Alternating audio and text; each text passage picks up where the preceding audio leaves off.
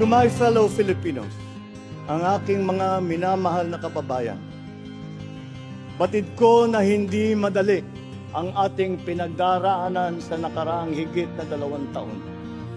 Alam ko rin na ang bawat isa sa inyo ay ginagawa ang lahat ng inyong makakaya upang patuloy na harapin ang lahat na pagsubok sa kasalukuyan.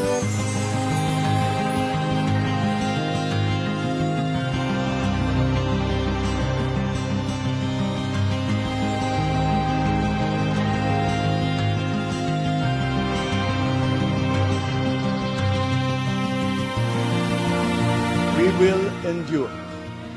Let our Filipino spirit ever remain undimmed. I know this in my mind.